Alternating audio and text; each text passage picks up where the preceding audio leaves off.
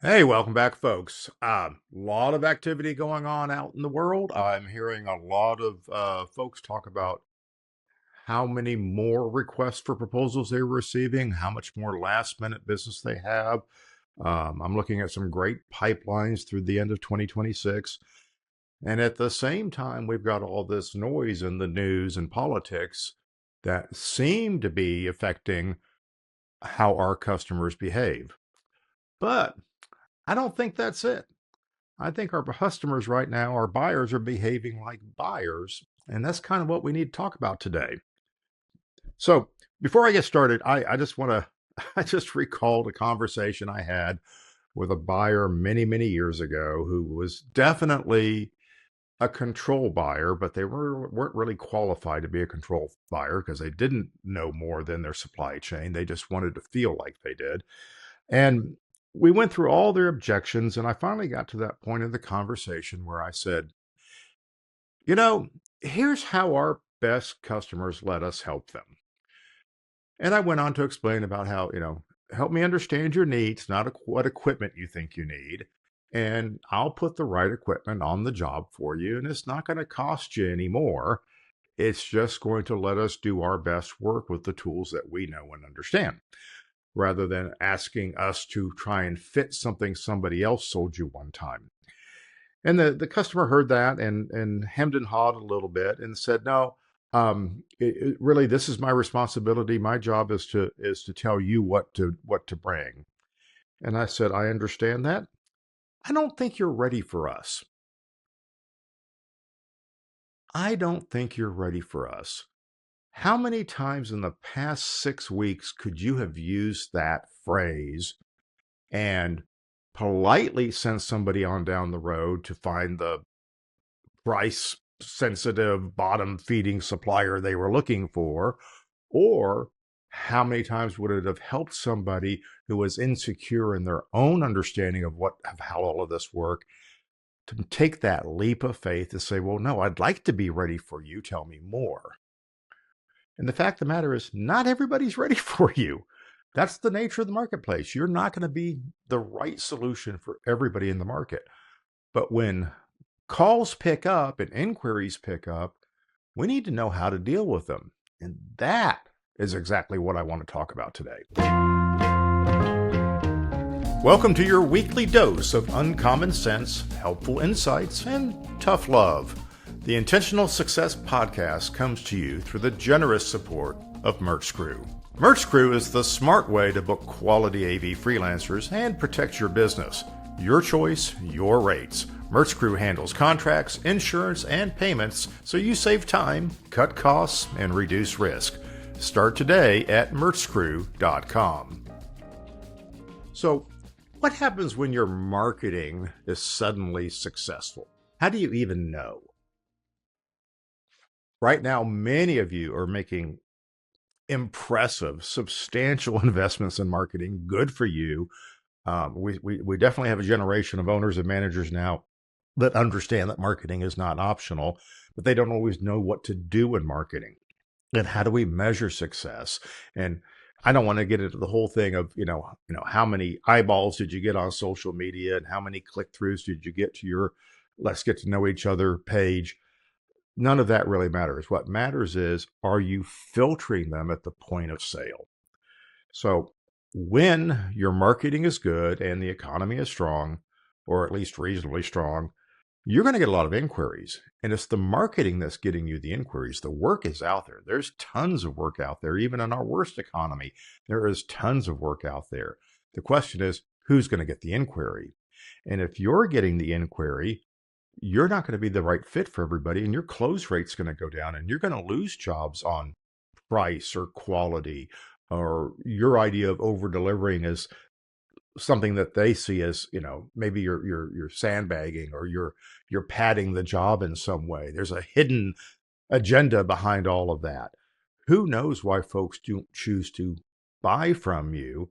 But do understand, if your marketing is good, your close rate is going to go down, and it should. It should go down. You should be turning down business. The key to marketing, of course, is to turn down better business, which I think I wrote a whole book about that.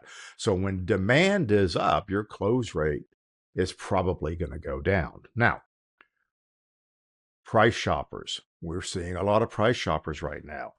I think this is actually an indication that you're doing better marketing and that the shoppers are more influenced by the marketing. They're more willing to change suppliers. And the only thing they know to go to market with is price. That's what they've been taught. That's what their last supplier taught them, was that price was everything. And stick with me and I'll always get you the best price. And they haven't been exposed to the quality of work you do, or better equipment, or certainly better people, right? So your close rate is going to go down. You're going to see more price shoppers. Sometimes you're going to get opportunities that you go, oh my goodness, we did this marketing and we did this business development, and our business dev person just brought in this huge opportunity. It's a 2 million. I mean, it's double our normal amount of business per year, but it's a $2 million job. And I really want to get this. And of course, we all know what this is. This is a windfall job, and you're going to be punching above your weight. And this is something else that needs a filter. So I'm going to talk a little bit about filtering today. How do we filter these opportunities? Now, my caveat is the more feedback you give to your marketing team and your marketing strategist about the kinds of inquiries you're getting and the ones that fit and the ones that don't fit, the more subtlety they can put into your marketing message. You can actually change the filter on who reaches out to you in your marketing language. And maybe you're not ready to do that. Maybe that sounds a little bit scary. You'd rather take too many inquiries and sort it all out. But not every inquiry requires you to write a proposal. So let's make sure that we're doing the filtering things that we need to do, because the trend of more customers shopping around more often is probably going to be with us for a while, because more people are marketing.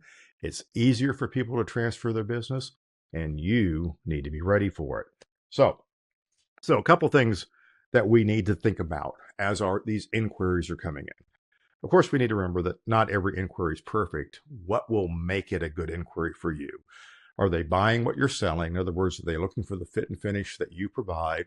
Are they working on a timeline that's comfortable for you? And do they have a healthy relationship with what they're willing to spend? Are they willing to share that information with you? Great, that's an ideal customer, but there's other people who are on the fringes who aren't ready to give up that much of themselves in those early conversations. So in our filtering, one of the first things you need to ask is, tell me what your decision process is. How are you going to select a supplier for this event? Number two question, what's going to be the biggest criteria to those people making the final decision? And then third one is, what's your timeline? And you can be okay with any of the answers. There are no wrong answers here. This is just information, and it allows you to tailor your message and your approach to this particular buyer. My point is, slow down. Don't take their information just because they have it all assembled and they're ready to share it with you and they want a proposal back ASAP. Slow down. Your job is to have a 10-minute conversation, of which 2 minutes is spent scheduling the next conversation. So get your initial questions answered. Tell me about this project, why it's important to you, how are you guys going to choose a vendor, what's your biggest criteria, and what's your timeline? Okay, that was 5 questions, but you can get 5 questions in, can't you? So find those things out and say, great. Now what I'd like to do is, I have your RFP here. I'm going to share it with the team. I'm going to share your responses with the team. When can we get with you in the next 24 hours to ask our questions about the project, give you a few ideas, maybe explore a few options?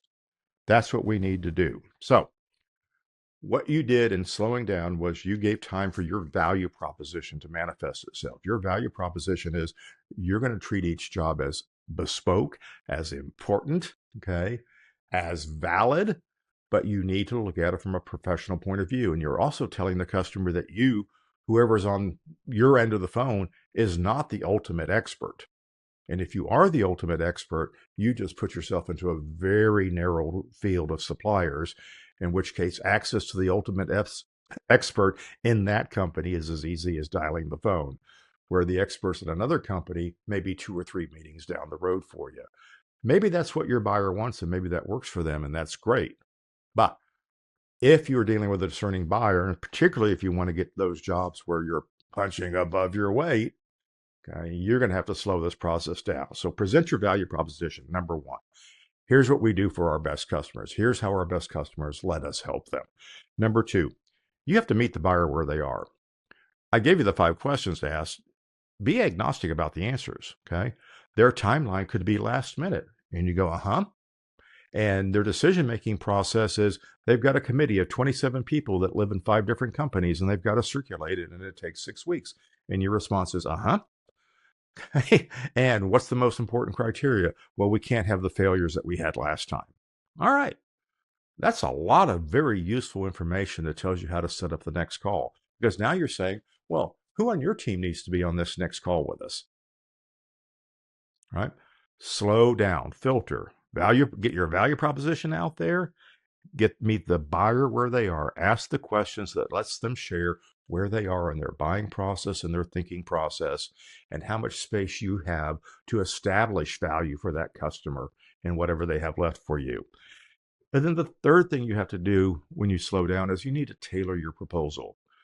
Don't immediately jump in and do the 27-page full marketing blah blah blah blah proposal with the circles and arrows and a paragraph and the whole bit. Don't go through all of that until you've walked the client through what your proposal might look like. Well, based on our conversations, the team and I have looked at this. The technical director recommends this. The owner stuck his head in. He really thinks that this would be a good solution. So we put all of those things together, and our proposal will reflect this, but let me bounce that off you first. Okay. And right now we are on target to come in between the $70,000 and $80,000 budget that you recommended. Matter of fact, we think we can come in less than that, but that leaves a lot of room for the things that you thought were optional that would make your project better and maybe address some of the issues that you had in the prior year. Do you want to hear about those things? You go through all of these things, you get all the head nods, you get all the proposals. Man, I really want to show this to my team. Say, great, I will send over the 3-page proposal tomorrow. Right?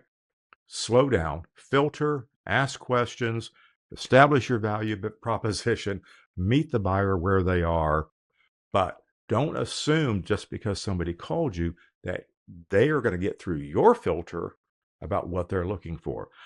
If they come to you and say, look, I'm really just looking for the lowest price. Here's my RFP. I need a detailed line item quote. I need to see the cost of everything, especially on the labor. Oh my goodness, we're seeing a lot of this right now. It's okay. I give you permission to reject these out of hand if that's what you want to do. But many of you need that work. You're hoping to win it, in which case, follow the process. Slow down. If we determine that the best price is what they're looking for, ask them how they're going to compare apples to apples. And if they have no good means of making comparisons, then you need to tell them that what I'm going to do is I'm going to quote the lowest common denominator of a solution that meets your basic criteria. This is not necessarily what I would do or what I would recommend, but it is what you're asking for, and you're trying to find out what the best price is. That is a way to get to the best price. Perhaps when we get there, then we could talk about getting you the level of quality and value that you actually need, because price is a pretty flexible thing. Quality, however, is not. Can we have that conversation? So there you go. We've got to do some filtering. If your marketing's working, you're going to get more inquiries. You need to figure out how to filter out the inquiries that you don't want. You need to provide that information back to your marketing strategy team to tighten up the message, to let people know that you aren't just shopping for RFPs, or you're not fishing for weddings or gala events, whatever it is that you're trying to not do. Make it really clear who you want to talk to, what do you want to talk to them about, and a little bit about what that process is going to be. And you'll find that you'll get better inquiries, some better informed people who understand how you would like people to do business with you, and they will modify their approach if they want to do business with you. So slow down, have the conversations. Always remember value proposition, meet the buyer where they are, and tailor your proposal to their specific needs so that they can convince the people they need to convince to allow you to do the work. So keep watching the trends, keep letting me know what you're seeing out there, and I'll tell you how to respond. Thanks for listening. If this episode of the Intentional Success Podcast has made an impact on your day, then please leave a review and don't forget to like and subscribe. This podcast has been brought to you by the helpful folks at Merch Crew.